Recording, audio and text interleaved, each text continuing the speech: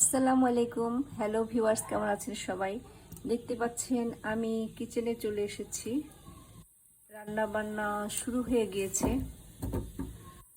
তো আজকে আমি যেটা করছি, তেল দিয়ে দিলাম, সাদা তেল। আর দেখতে পাচ্ছেন এখানে পাঁচফোড়নটা আমি দিয়ে দিচ্ছি। সবজি করতে গেলে পাঁচফোড়নটা কিন্তু আসলে অনেক লাগে এবং অনেক টেস্ট হয়, আলাদা একটা ফ্লেভার হয়, তাই না? আমরা তো সবাই জানি। এখন আমি এতে কি করছি, দেখতে পাচ্ছেন আমি আসলে পেঁপে, এটা হচ্ছে কাঁচা পেঁপে হচ্ছে সবজিটা আমি করব। তো রান্না করতে করতে আপনাদের সাথে আমি একটু শেয়ার করব এর উপকারিতাটা। আমি অবশ্যই এটার একটা ভিডিও দিয়েছি। আমি এখানে কাঁচা মরিচ এবং পেঁয়াজ দিয়ে দিলাম, দেখতে পাচ্ছেন। এটাকে আমি অতটা লাল করব না, পেঁয়াজ মরিচটাকে অতটা লাল করব না, জাস্ট একটু সফট হবে। দেন আমি পেঁপেগুলো এখানে দিয়ে দিব। তো দেখতে পাচ্ছেন, এই যে দেখতে পাচ্ছেন আমি এখন এতে পেঁপেগুলো দিয়ে দিলাম।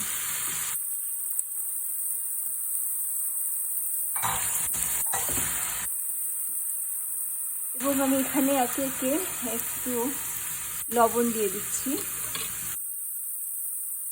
তারপরে হলুদের গুঁড়ো দিয়ে দিচ্ছি, এবং এখানে ভেজে রাখা জিরা, গোলমরিচ, ধনিয়া, মৌরি সব কিছু এখানে ভেজে রাখা আছে। এই মশলাটা আমি দিয়ে দিলাম। ব্যাস, নামানোর আগে হয়তো আরেকটু দিব।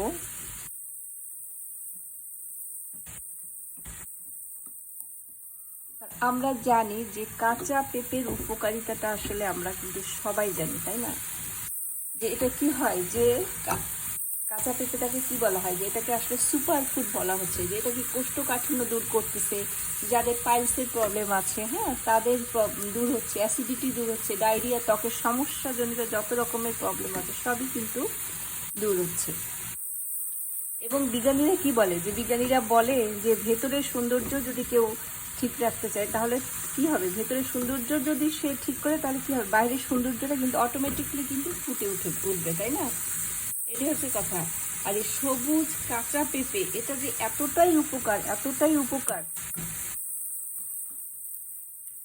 যে এর উপকারিতাটা না বলে আসলে মানে বলে বোঝানো সম্ভব না। তো আপনারা রেগুলার অবশ্যই এটা হচ্ছে কাঁচা পেঁপের তরকারি খাবেন।